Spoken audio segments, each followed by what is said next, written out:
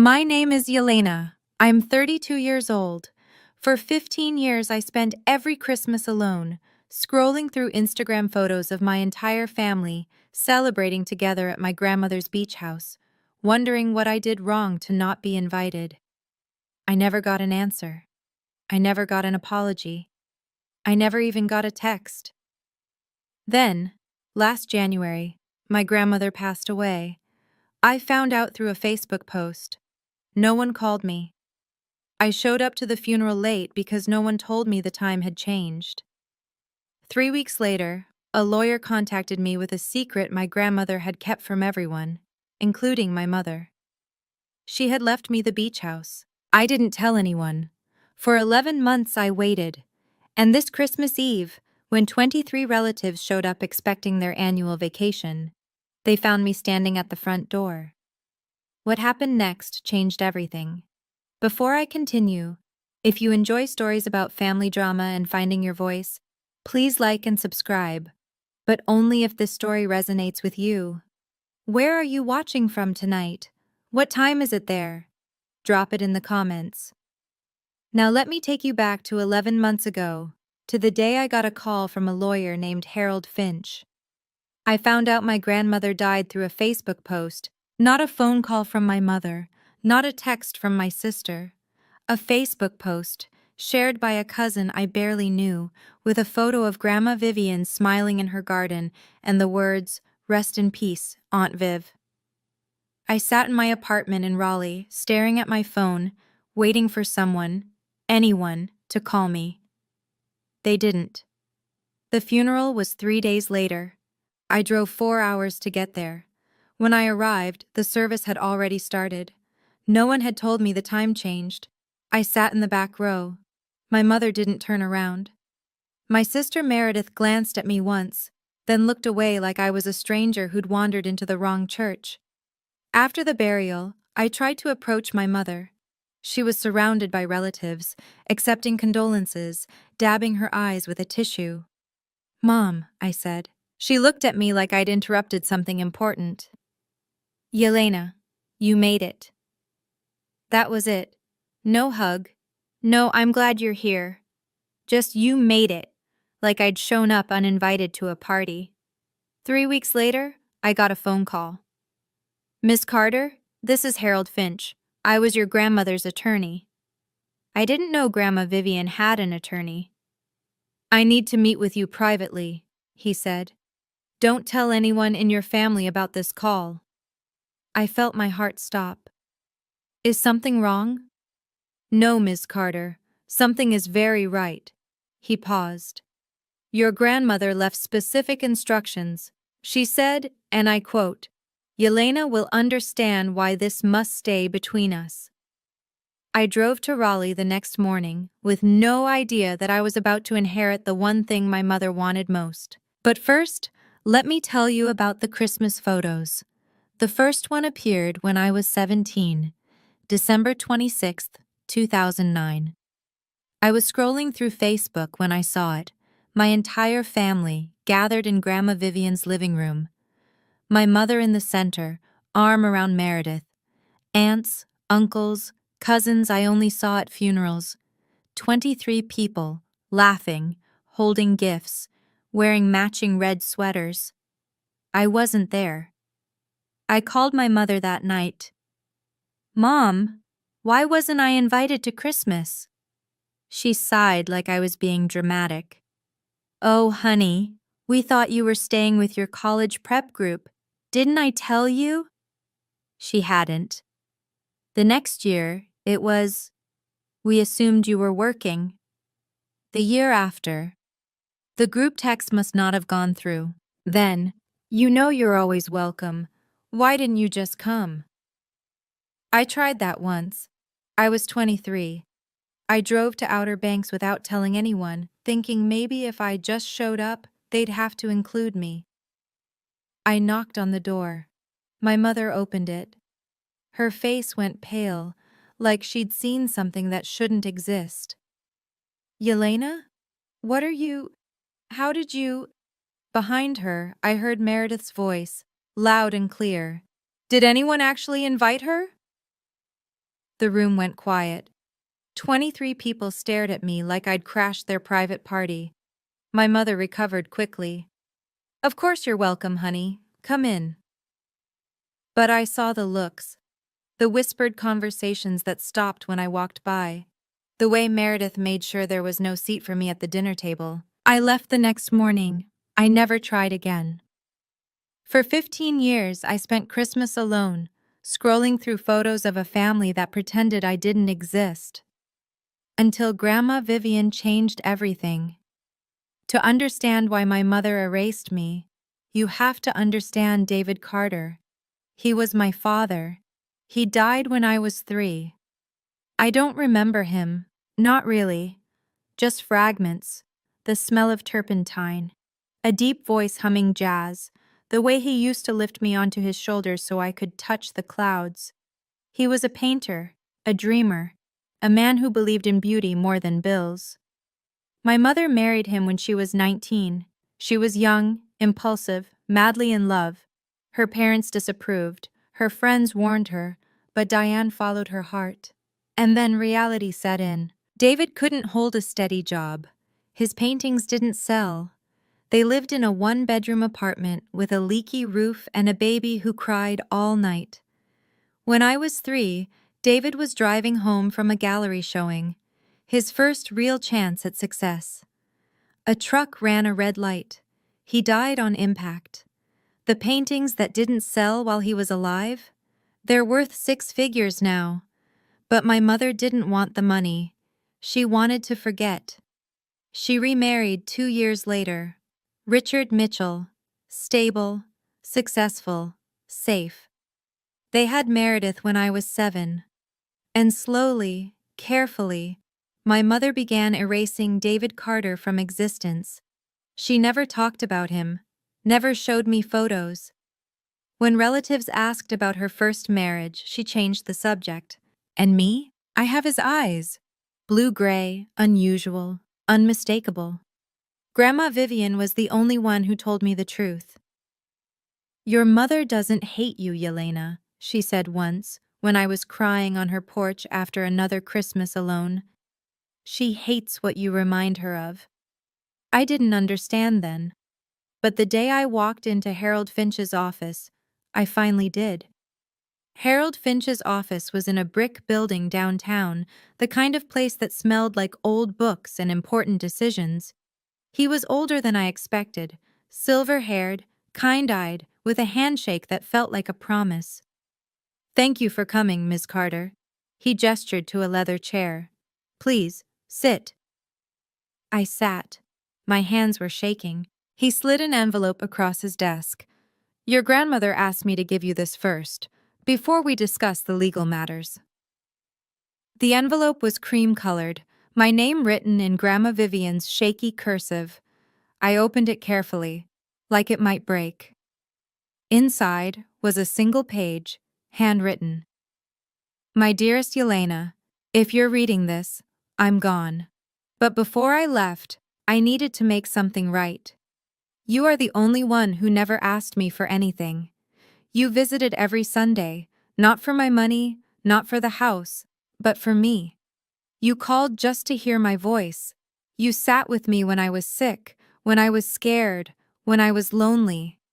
Your mother and sister came when they wanted something. You came because you loved me. So I'm leaving you everything. They will say I was confused. They will say you manipulated me. But I have never been clearer about anything in my life. The beach house is yours. All of it. Do with it what you will. Just promise me one thing. Stop being invisible. With all my love, Grandma." I looked up at Harold. My eyes were wet. "The beach house," I whispered. "She left me the beach house?" Harold nodded. "The deed, the property, everything. She prepared this 5 years ago and updated it twice, specifically to protect against contestation."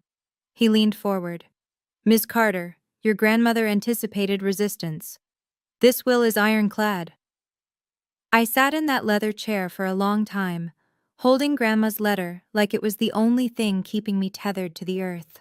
The beach house. The place where my family gathered every Christmas without me. The place where they took photos in matching sweaters and pretended I didn't exist. The place worth $2.3 million that my mother had been eyeing for decades.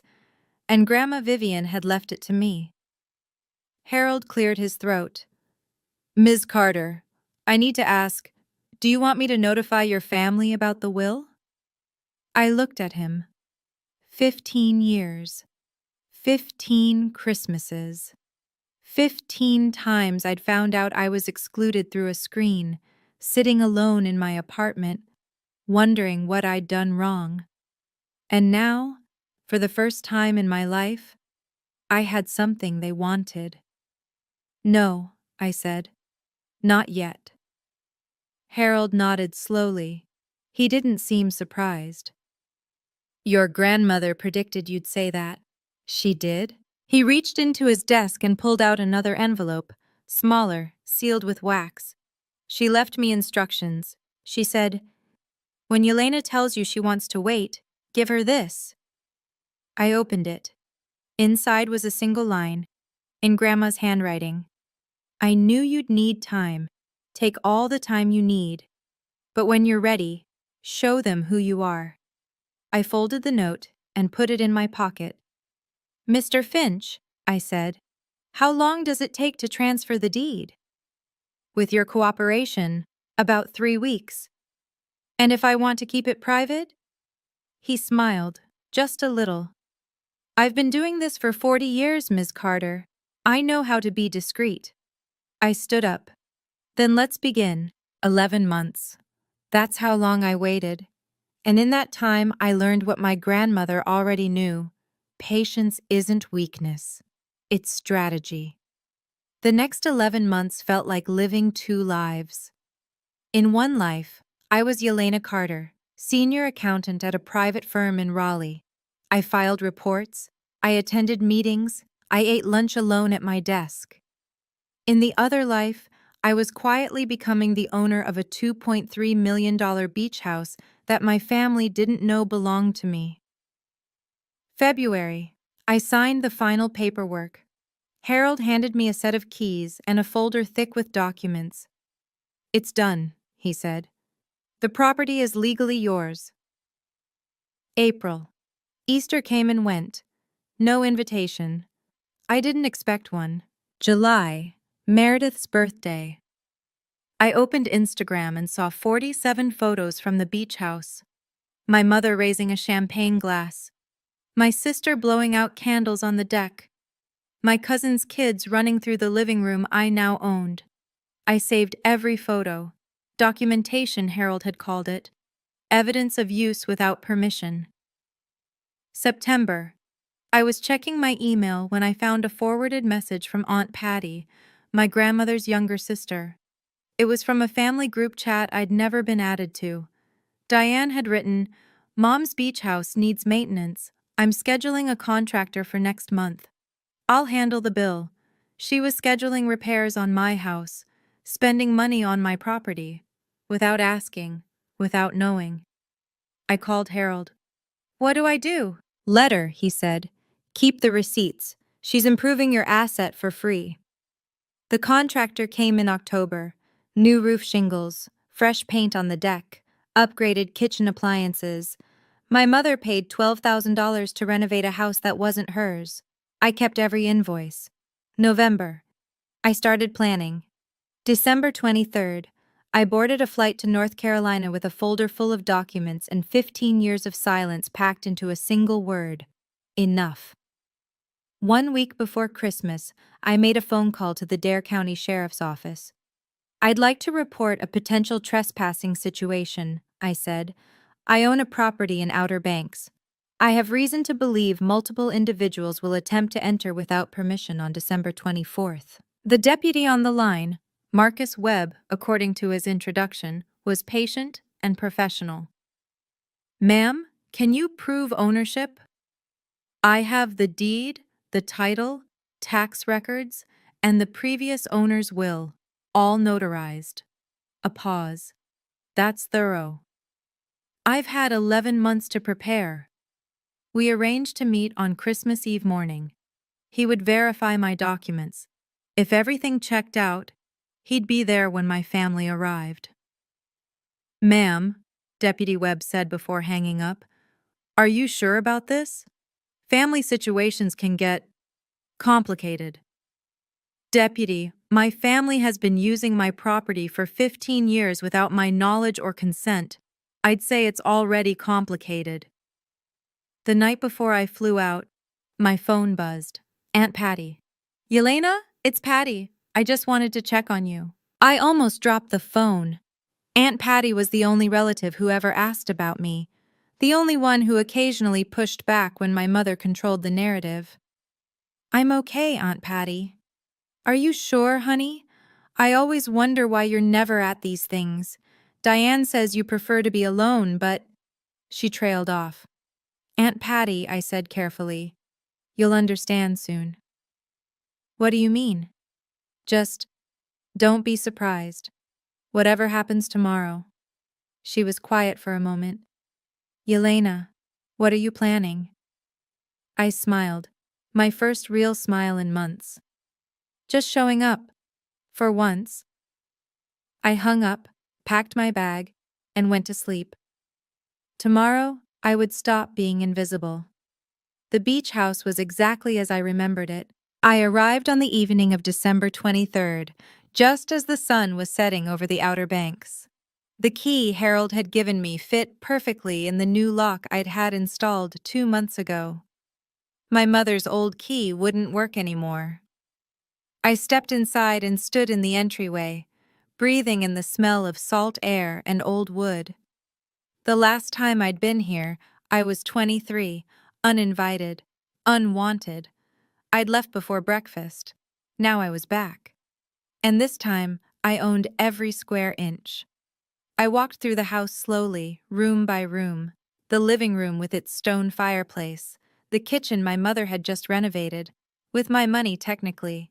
The bedrooms upstairs, each one holding memories of Christmases I'd only seen in photographs. On the mantel, I found what I was looking for, a framed photo from 3 years ago. 23 people in matching red sweaters, smiling at the camera. Grandma Vivian sat in the center, looking tired but happy. I wasn't in the picture. I never was. I picked up the frame and studied it. My mother stood at Grandma's right shoulder, hand possessively on her arm. Meredith was on the left, holding her daughter. Aunts, uncles, cousins filled every available space. No room for me. There never had been. I set the photo down on the coffee table. Tomorrow, they'd see it. They'd remember where they were standing when their world shifted. In Grandma's old bedroom, I found a smaller frame, one I'd never seen before. It was me and Grandma, taken 6 months before she died. We were sitting on this very porch, laughing at something I couldn't remember. She'd kept it by her bed, hidden from the others. I placed it on the mantelpiece right in the center. Tomorrow, I wouldn't be invisible anymore. Christmas Eve morning. 7 a.m. I woke up in Grandma's bed, my bed now, to the sound of waves crashing outside the window. For a moment, I forgot where I was. Then I remembered. Today was the day. I showered, dried my hair, and stood in front of the closet I'd brought from Raleigh. I'd packed light, documents, toiletries, and one outfit I'd chosen specifically for this moment. A deep burgundy cashmere sweater, Grandma's color. She always said red was for people who refused to disappear. I put it on, applied light makeup, classic red lipstick, the same shade she used to wear. When I looked in the mirror, I didn't see the woman who'd been erased for 15 years. I saw someone else, someone ready. At 8:30, my phone rang. "Ms. Carter? Deputy Webb, I'm on my way." "Thank you, Deputy. I'll have everything ready." I spread my documents across the dining room table. The will, the deed, tax records showing I'd paid property taxes for the past 11 months, the contractor invoices my mother had unknowingly generated, Harold's letter confirming the legal transfer. 23 copies of an eviction notice, one for each adult family member. Deputy Webb arrived at 10. He was a tall man, mid-40s, with the calm demeanor of someone who'd seen everything. He reviewed each document carefully. "This all looks legitimate, ma'am." He looked up. "You really own this place." "I really do." "And your family doesn't know?" "They will in about 2 hours." He nodded slowly. "I'll be here when they arrive. But ma'am, are you sure about this? Once this happens, there's no going back." I thought about 15 Christmases, 15 years of being forgotten. I've never been more sure of anything. He handed back my documents. "Then let's wait." At 11:47 a.m., I saw the first car turn onto the gravel road. I was standing at the upstairs window, watching. Deputy Webb waited in his patrol car, parked discreetly behind a cluster of trees at the edge of the property. My mother's silver SUV led the procession. Behind her came Meredith's white Range Rover, then Richard's black BMW, then car after car after car. Aunts, uncles, cousins, their spouses, their children. 6 vehicles in total, 23 people, plus luggage, Christmas decorations, and enough food to feed an army. They poured out of their cars like they owned the place, because they thought they did. I watched my mother stride toward the front door, keys jangling in her hand. She was wearing a cream-colored coat and pearls, always pearls. Her posture radiated ownership, authority, control. Meredith followed close behind, directing her husband to unload the suitcases. "Put the big ones in the master bedroom. Mom and Dad always take that room." My room now, my master bedroom.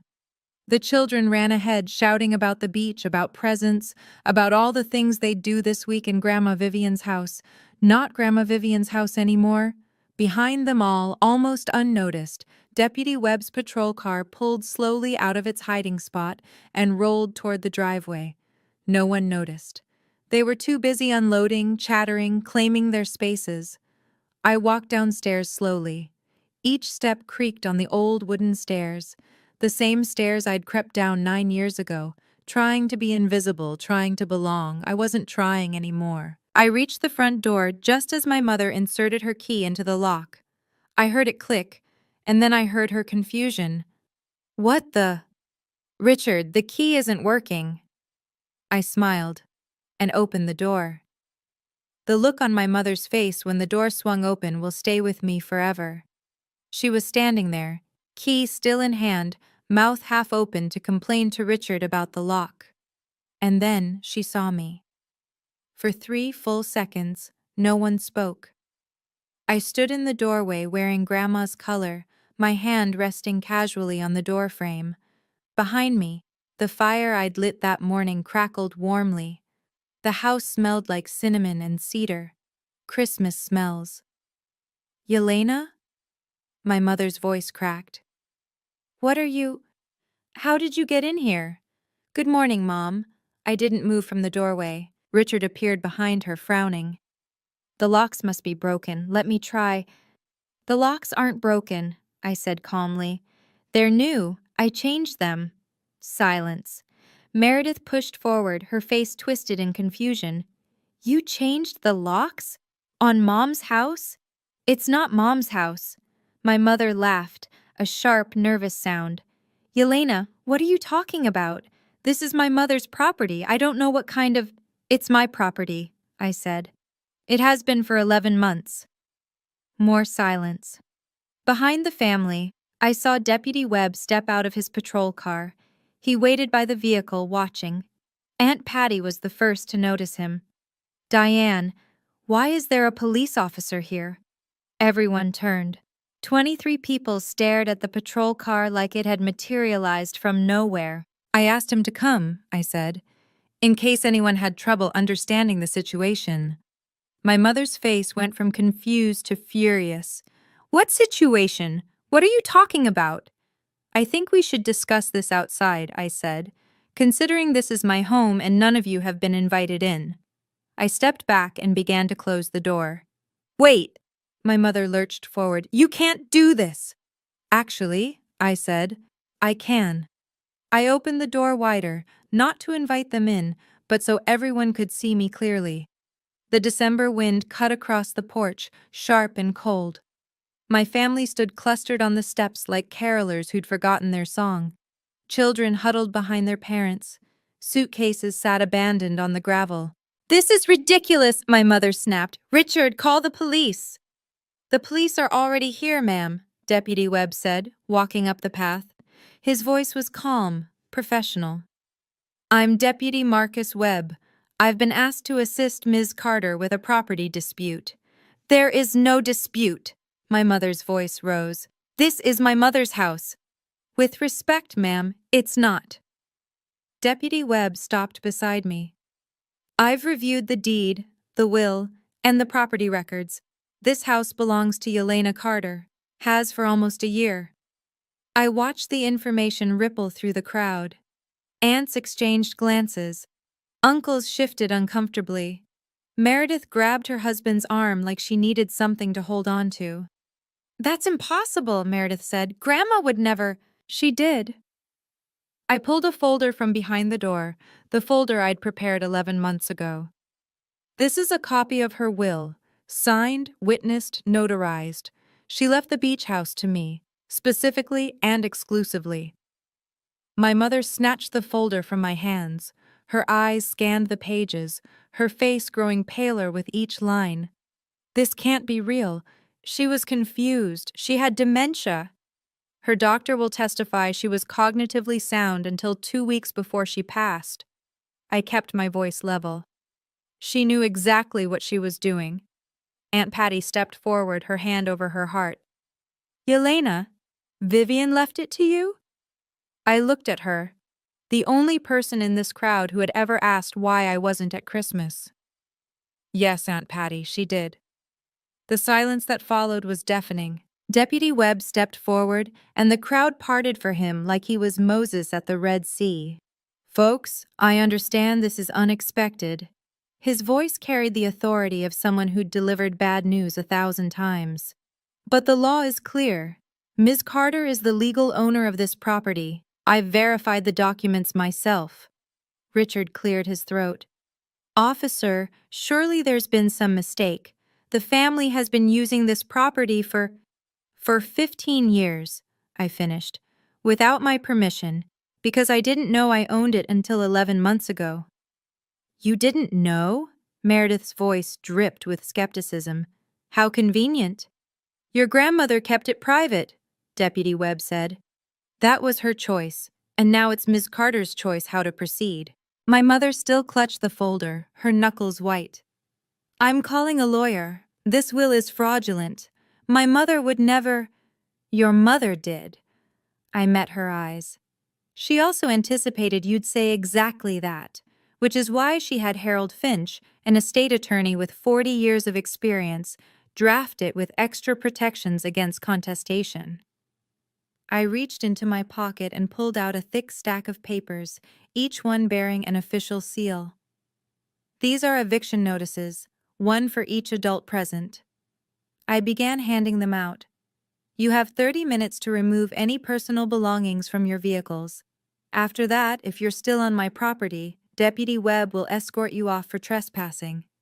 The notices passed from hand to hand. Some people read them. Others just stared. My cousin Derek spoke up from the back.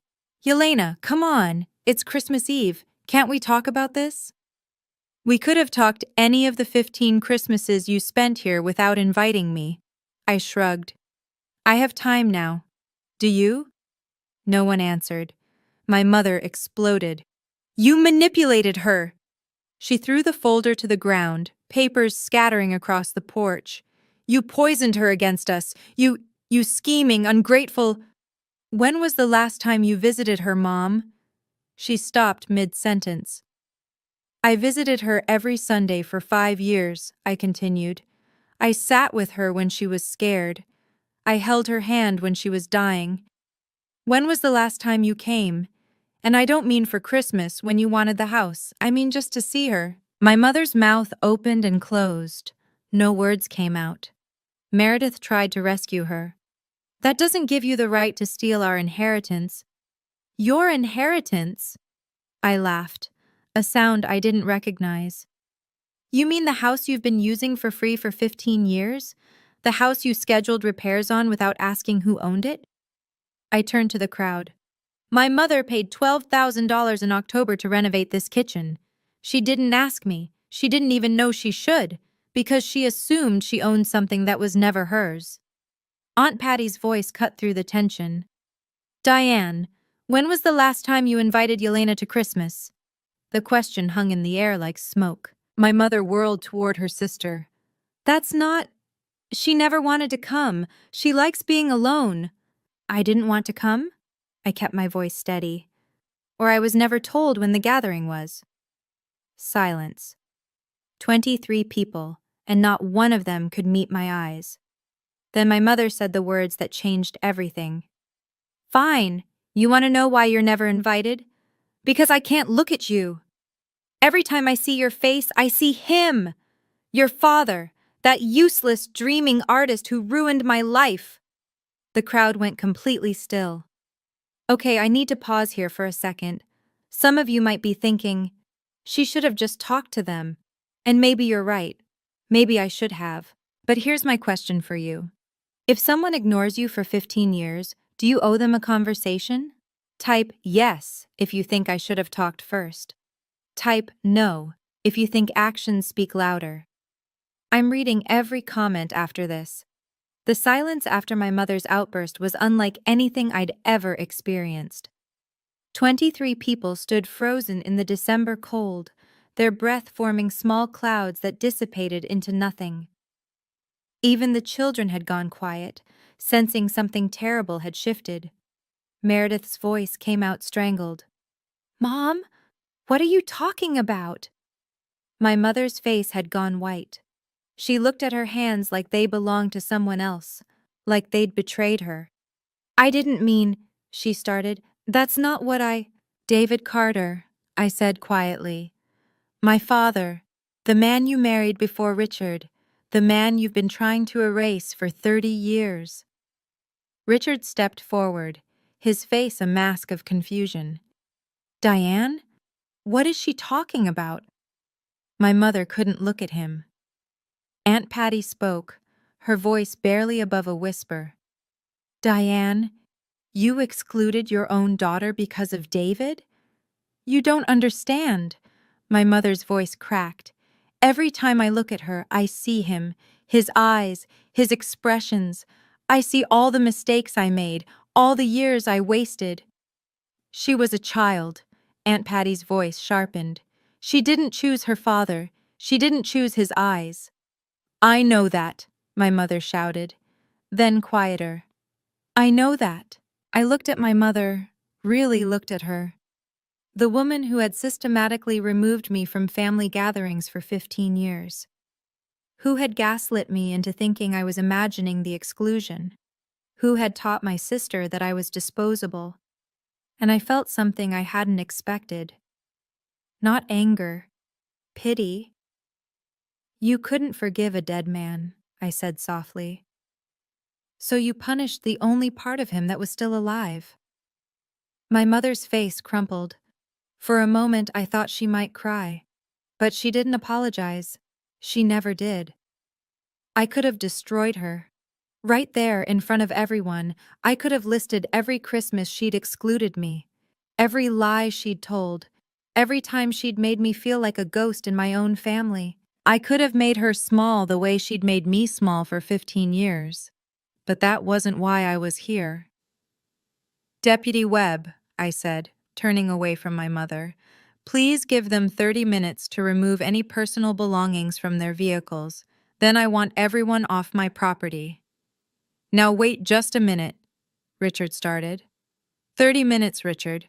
That's more consideration than I've ever gotten. Meredith clutched her daughter against her leg. Yelena, the children, it's Christmas Eve. You can't just throw us out with nowhere to go. There are 3 hotels in town. I kept my voice level. I called ahead yesterday. They have rooms available. I've already made the recommendation to hold blocks for a large family. Meredith's mouth fell open. I'm not trying to ruin anyone's Christmas, I continued. I'm not trying to make anyone suffer. I just want what should have been mine all along, the right to decide who enters my home. Deputy Webb stepped forward. You heard her, folks. 30 minutes. I'll be timing. One by one, the family began to move, slowly, reluctantly. Suitcases were lifted back into trunks. Children were ushered into cars, doors slammed shut with the hollow sound of defeat. My mother stood motionless on the porch, staring at me like she was seeing me for the first time. Yelena, she whispered, please. I met her eyes, the same blue-gray eyes I saw in the mirror every morning. You had 15 years to say please, I said. You chose silence instead. I stepped back into my house and closed the door. I leaned against the closed door, my heart pounding so hard I could feel it in my temples. Through the window, I watched the cars begin to pull away, one by one. The gravel crunching under tires was the only sound. Then I heard a knock. I tensed. If it was my mother again. Yelena, it's Patty. I opened the door. Aunt Patty stood alone on the porch. The other cars were already disappearing down the road. She hadn't left with them. May I? She asked softly. I stepped aside. She walked in, her eyes sweeping the familiar room with new understanding. I should have spoken up years ago. Her voice was thick. I asked Diane why you never came. Every year I asked. She always had an excuse. Yelena likes her space. Yelena has work. Yelena prefers to be alone. And you believed her?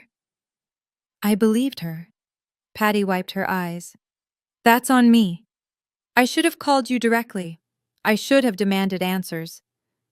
Why didn't you? She was quiet for a long moment. Because it was easier not to. Because Diane is... She searched for the word. Convincing. And I didn't want to cause conflict. So you chose peace over me? Yes. No excuses, no justification, just the truth. Patty reached into her pocket and pulled out a folded piece of paper. Vivian gave me this. 2 months before she passed. She made me promise not to show anyone until after she was gone. I took the paper, unfolded it. It was a note in Grandma's handwriting. Patty, make sure Yelena knows she wasn't imagining things. It was real. Everything she felt was real. My hands trembled. She knew, Patty said. She saw everything. And she wanted you to know you were never crazy. For the first time that day, I let myself cry. From the window, I watched the last of the cars disappear down the gravel road. Meredith's white Range Rover was the final one to leave. Through the back window, I could see her daughter's face pressed against the glass, confused, watching the beach house shrink into the distance. I wondered what they'd tell her. Probably that Aunt Yelena was crazy, that she'd stolen the house, that she was a villain in their family story. It didn't matter anymore. Richard's BMW had paused before pulling out. He'd lowered his window and looked at me standing in the doorway. Yelena. His voice was tired. I'm sorry.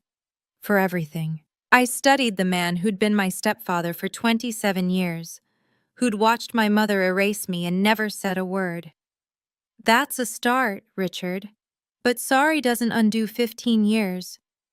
He nodded slowly, as if he'd expected that answer. I should have done more. Yes, you should have. He rolled up his window and drove away. My mother never looked back. She sat rigid in the passenger seat, staring straight ahead, as Richard's car made the turn onto the main road. Deputy Webb walked up to stand beside me. That took courage, ma'am. Did it? I shook my head. It took 11 months of planning and a folder full of legal documents. That's not courage, that's preparation.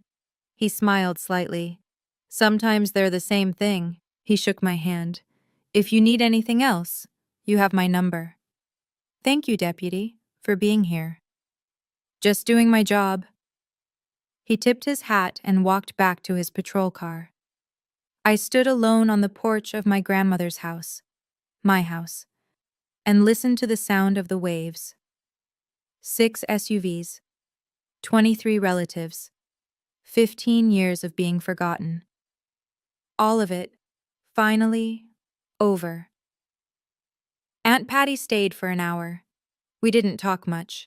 She made tea, using the new kettle my mother had unwittingly purchased, and we sat together in front of the fireplace, watching the flames. "Call me later?" she said when she finally stood to leave. I nodded. "I will." She hugged me, a real hug, not the performative kind I'd gotten used to at the rare family events I'd attended. Then she left, and I was alone, truly alone, for the first time since I'd arrived. I walked through the house slowly. Every room felt different now, not haunted by exclusion, but quiet with possibility. Mine to fill or leave empty, as I chose. In the living room, the photo from 3 years ago still sat on the coffee table. 23 faces in matching red sweaters, Grandma Vivian in the center. I picked it up and studied it one more time. Then I placed it face down in a drawer. On the mantelpiece, my photo with Grandma remained, the two of us laughing on the porch, the only image in this house that included me. I did it, I said out loud, to the empty room. To her. I finally showed up. The fire crackled. The waves crashed outside. The house settled around me like it was exhaling. I sat down in Grandma's old chair, my chair now, and let myself feel everything I'd been holding back. The anger, the grief, the strange, hollow ache of winning a battle I never should have had to fight. I cried. Not the polite tears I'd allowed myself in Harold's office, but the ugly kind. The kind I'd been saving for 15 years. When I finished, the sun was setting over the water. I was alone. But for the first time, being alone felt like a choice. My choice. The messages started 3 days after Christmas. My phone, which had been silent for most of the holiday, suddenly exploded with notifications. Group texts I'd never been added to were now including me. Ironically, now that I'd made myself impossible to ignore. Some were angry. Cousin Derek, what you did was cruel. It's Christmas. You could have handled this differently. Aunt Barbara, my mother's sister. Vivian would be ashamed of how you treated your family. Meredith. I hope you're happy destroying our traditions. Grandma would be rolling in her grave. I didn't respond to any of them. But there were other messages too, unexpected ones. Uncle Frank, who'd always seemed like background noise at family events. Yelena, I didn't know you weren't being invited.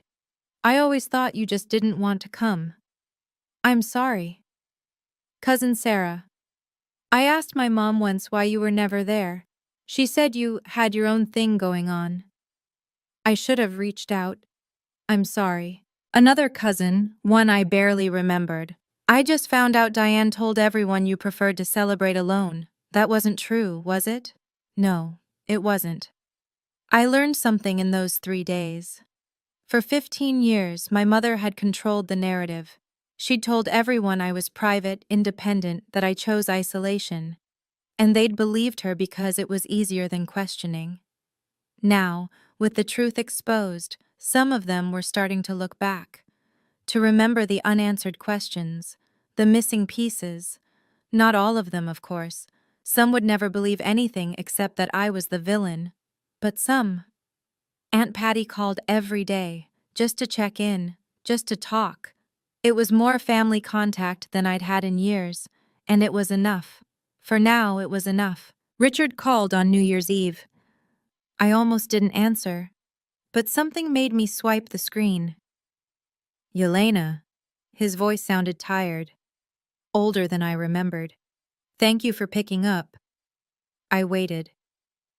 I need you to know something, he continued, about what happened, about the past 15 years. I'm listening. I didn't know the full extent. I knew Diane was complicated about you. I knew she had trouble being in the same room with you sometimes, but I didn't know she was actively excluding you. How is that possible, Richard? You were there, every Christmas. She controlled everything. His voice cracked slightly. The invitations, the planning, the guest lists. When I asked about you, she said you didn't want to come. Yelena likes her space, she said, every single time. And you never verified? Never called me yourself? A long pause. No, I didn't. Why not?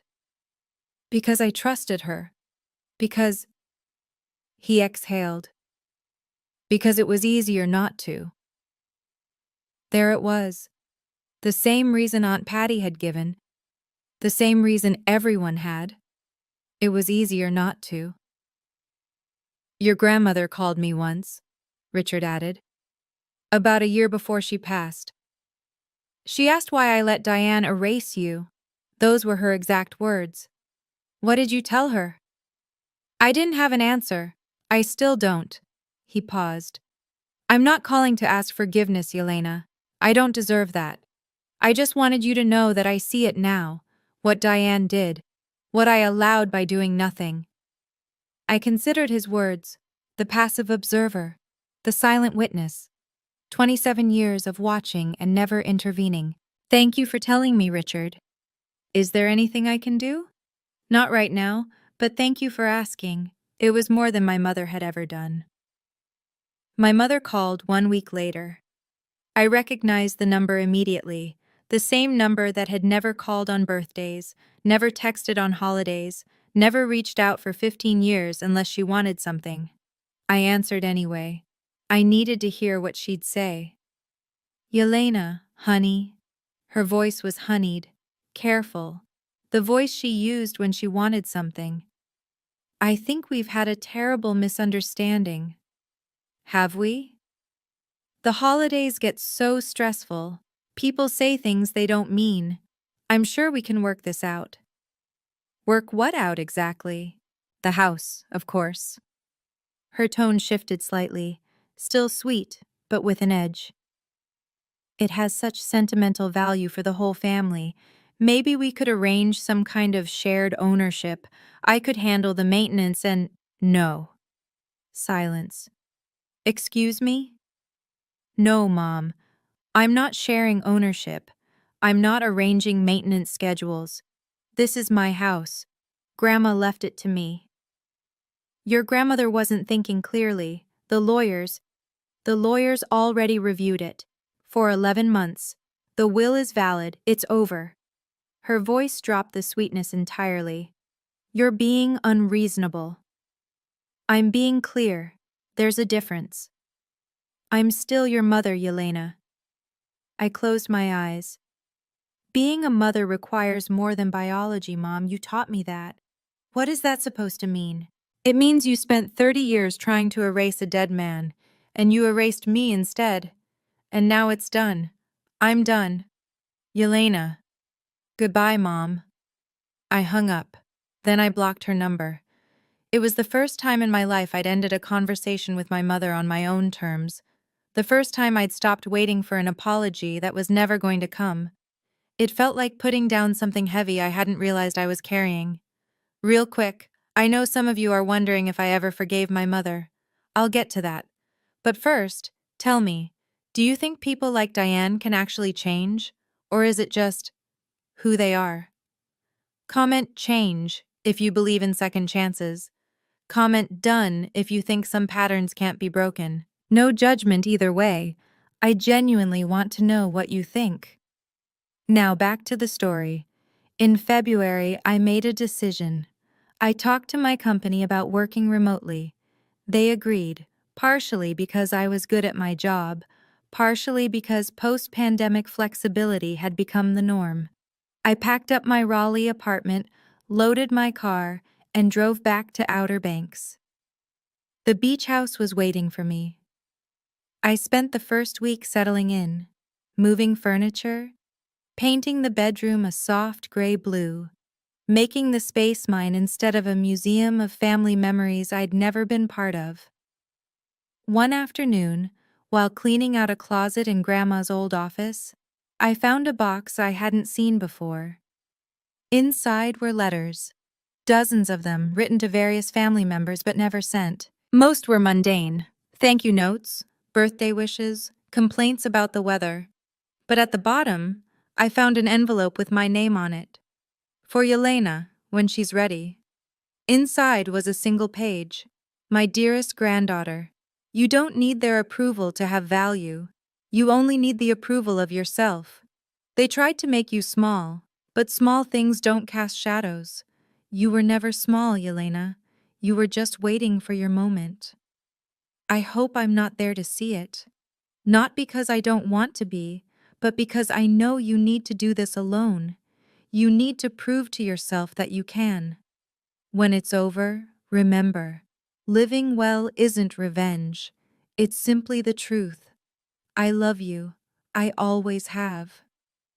Grandma Vivian. I held the letter for a long time. That weekend, Aunt Patty came to visit. We cooked dinner together, something neither of us had done with family in years. It was quiet, simple, and for the first time in my life, it felt like home. Meredith showed up unannounced in mid-March. I was on the porch reading when her white Range Rover pulled into the driveway. I watched her sit in the car for a full minute before she opened the door. She walked toward me slowly, like she was approaching a wild animal. "I'm not here to fight," she said. I set my book down. "Then why are you here?" She stopped at the bottom of the porch steps. She looked different, tired, uncertain. None of the polished confidence I remembered. "Can we talk?" I gestured to the empty chair beside me. She climbed the steps and sat, her movements stiff and awkward. For a long moment, neither of us spoke. "I didn't know," she finally said, "about how Mom treated you. I mean, I knew she favored me. That was obvious. But I didn't know she was actively keeping you away. Would it have mattered if you knew?" Meredith flinched. Then, quietly, "I don't know. That's the honest answer." I studied my sister, half-sister, technically, the golden child, the one who'd never had to fight for a place at the table. "You never questioned it," I said. "Why I was never there. You just accepted it." "I did." She looked at her hands. "I believed what I was told, that you didn't want to be around us, that you preferred being alone. Did that make sense to you? That your sister would choose to be alone every Christmas for 15 years? She didn't answer. We both knew she'd never thought about it that deeply. "I'm not ready to have a relationship with you," she said finally. "But I wanted you to know, I'm starting to see things differently." "That's more than I expected." I nodded slowly. "Thank you for telling me in person." She left 30 minutes later. It wasn't reconciliation, but it was something. Over the next few months, I learned something important about boundaries. They're not walls, they're doors with locks, and you decide who gets a key. With my mother, complete no contact, no calls, no texts, no explanations.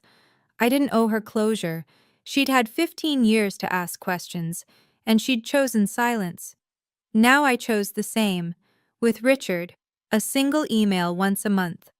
Updates on the house, polite but distant. He'd been a passive bystander for 27 years. I wasn't going to pretend that observation was the same as love. With Meredith, the door was open, but just barely. She texted sometimes, photos of her daughter, random observations about the weather. I responded when I felt like it. No pressure, no expectations. With the rest of the family, it varied. The ones who'd reached out to apologize got responses. The ones who'd defended my mother got silence. I wasn't keeping score, but I was paying attention. And Aunt Patty. Patty got the spare key. You sure about this? She asked, holding the metal in her palm like it might explode. You're the only one who asked about me, I said. For 15 years, you were the only one who noticed I was missing. I should have done more than notice. You're doing more now, that's what matters. She visited every other weekend. We walked on the beach. We talked about Grandma Vivian. We built something new on the ashes of something broken. I didn't slam the door on my family. I just stopped holding it open for people who never planned to walk through.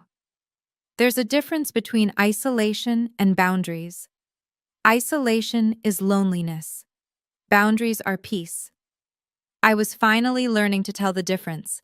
This year, I hosted Christmas. Not for 23 people. Not for people who'd spent 15 years pretending I didn't exist. For 4. Aunt Patty arrived first, carrying a casserole dish and a bottle of wine. Vivian's recipe, she said, handing me the dish. I found it in her old cookbook. My 2 closest friends from Raleigh came next, Beth and Carmen, the women who'd been my real family when my actual family had forgotten me. They'd driven 3 hours to be here. And finally Marcus, a colleague from my firm who'd gone through a divorce last year and had nowhere else to go. When I'd invited him, he'd stared at me like I'd offered him a kidney. You barely know me, he'd said. I know what it's like to be alone on Christmas, I'd replied. Nobody should feel like that if they don't want to. So here we were. 4 people around a table meant for 12. A fire crackling, candles lit, the smell of Grandma Vivian's recipe filling the air. On the mantelpiece, I'd placed her photo, the one of us laughing together, the only picture in this house that had ever included me. Aunt Patty raised her glass. To Vivian, and to the granddaughter who reminded us what family actually means. We clinked glasses. Outside, the waves crashed against the shore. Inside, the conversation flowed easily. No walking on eggshells, no watching what I said, no feeling like an intruder in my own life. I looked around the table at the faces of people who had chosen to be here, who wanted me there. Thank you, I said quietly, for coming. Beth squeezed my hand. Thank you for inviting us. This place is beautiful. It was, and for the first time, I felt like I belonged in it. After everyone had gone to bed, I slipped out onto the porch. The December air was cold and sharp, carrying the salt smell of the ocean. Stars scattered across the sky like spilled sugar. Somewhere in the distance, a foghorn sounded. I sat in Grandma's old rocking chair, my chair now, and let myself think. About the past year. About 15 years before that. About the woman I used to be and the woman I'd become. I used to think forgiveness meant pretending nothing happened. That being the bigger person meant swallowing your pain and smiling through it. I don't believe that anymore. Some things can't be forgiven. Not because you're bitter, but because forgiveness requires acknowledgement, requires remorse, requires change, and some people will never offer those things. My mother had called 3 more times since I'd blocked her. Each time from a different number. Each time with a different approach. Anger, guilt, bargaining. Never once with an apology. I didn't hate her. That surprised me. I thought I would, after everything. But hate takes energy. It takes space in your head, your heart. And I'd already given her enough of both. What I felt now was something smaller, quieter, something like pity, mixed with acceptance. She was who she was. She'd made her choices, and now I was making mine. Boundaries aren't about punishment. They're about protection, about choosing where your energy goes. I'd spent 32 years trying to earn a seat at a table that didn't want me. Now I had my own table. It was smaller, quieter, but everyone there had chosen to be there. No obligations, no resentments, no ghosts. I rocked slowly in the chair, listening to the waves. For the first time in my life, I wasn't waiting for anything. I was just here. On Christmas morning, I found it. I was cleaning up from the night before, putting dishes away, when I noticed something behind Grandma's photo on the mantelpiece. An envelope, cream-colored, tucked into the back of the frame. My name was written on the front in her handwriting. Below it, a note, to be read on your first Christmas as owner. My hands trembled as I opened it. My dearest Yelena, if you're reading this, it means you did it. You stopped being invisible. I wish I could be there to see it. I spent years watching your mother try to erase you, and it broke my heart. I should have said something. I should have fought harder. But Diane is my daughter, and I kept hoping, foolishly, that she would change. She didn't, and I'm sorry for that. I left you this house because you earned it. Not through manipulation or scheming, like they'll probably say, but through love. Pure, simple love that never asked for anything in return. You have your father's eyes, Yelena. Did I ever tell you that? David was a good man. Impractical, yes. A dreamer, certainly. But good. Your mother never could see that. She only saw what she'd lost by loving him. You inherited his eyes, and his heart, and his ability to see beauty in things other people overlook. Living well is the best revenge, they say. But living true, that's even better. Be true, Yelena. Be who you are. Don't let anyone make you small again. I love you, I'm proud of you, and wherever I am, I'm watching. Your grandma. I pressed the letter to my chest and closed my eyes. Thank you, I whispered to the empty room. The fire crackled, the waves rolled, and somewhere I knew she heard me. Before I end, I want to share some thoughts on what happened. Not to excuse anyone, but to understand. My mother isn't a monster. That would be easier, honestly, if I could just label her as evil and move on. But people are more complicated than that. Here's what I've come to believe. Diane married my father at 19. She was young, idealistic, convinced that love would conquer all. When reality hit, the poverty, the instability, the death, she couldn't process the grief. So she converted it into shame. In her mind, loving David became her biggest mistake, and I became living proof of that mistake. Every time she looked at my eyes, she saw not her daughter, but her failure. That doesn't excuse what she did. Nothing excuses 15 years of systematic exclusion, gaslighting, and emotional abandonment, but it explains it. And understanding helped me let go of the question that had haunted me for decades. What did I do wrong? The answer is nothing. I did nothing wrong. I was just unlucky enough to be born with the wrong man's eyes. As for me, my weakness was patience, kindness without boundaries. I spent 15 years thinking that if I was just quiet enough, good enough, undemanding enough, they would finally see me. They never did. Because here's the truth. Some people don't want to see you. And no amount of shrinking yourself will change their vision. The lesson? Don't water dead plants. Don't knock on doors that won't open. Don't beg for a seat at tables where you're not wanted. Build your own table instead. And that's what I'm doing now, one day at a time. Thank you for staying with me until the end. If this story touched something in you, please leave a comment. Tell me your story. Have you ever felt invisible? What did you do about it? If you enjoyed this, there's another story waiting for you in the description, about a woman who gave her family everything until she gave them nothing. Click it, and I'll see you there.